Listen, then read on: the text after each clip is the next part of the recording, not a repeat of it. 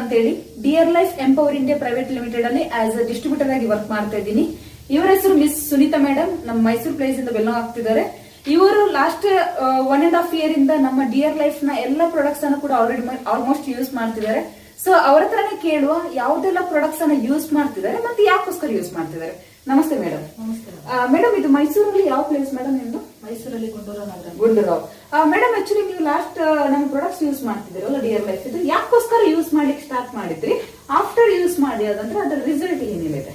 Madam, ನನಗೆ white aloe vera use ಮಾಡ್ತಾ ಇದ್ದೆ, ವೈಟ್ ಡಿಸ್ಚಾರ್ಜ್ ಆಯ್ತಾ ಇತ್ತು. ಆಮೇಲೆ ಫೇಸ್ ಅಲ್ಲೆಲ್ಲ ಗುಳ್ಳೆ ಬರ್ತಿತ್ತು. ಇವಾಗ ನೀರಿಗೆ ಲಾಕ್ಡೌನ್ ಟೈಮ್ ಇಂದ ಇವಾಗ ನನ್ನ ಫೇಸ್ ಅಲ್ಲಿ ಅಷ್ಟೊಂದೇನು ಗುಳ್ಳೆ ಇಲ್ಲ ಅಲೋವೆರಾ ಯೂಸ್ ಮಾಡೋದ್ರಿಂದ.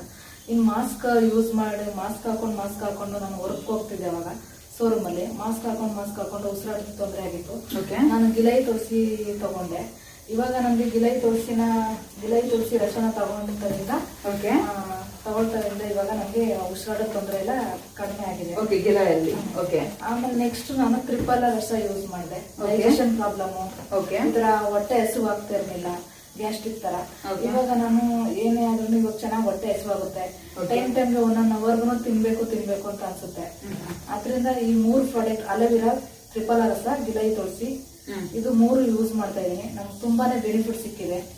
ಅದ್ರ ಜೊತೆ ಯಾವ್ದೆಲ್ಲ ಯೂಸ್ ಮಾಡ್ತಿದ್ದೀರಿ ಪರ್ಸನಲ್ ಕೇರ್ ಅಲ್ಲಿ? Aloe vera soap,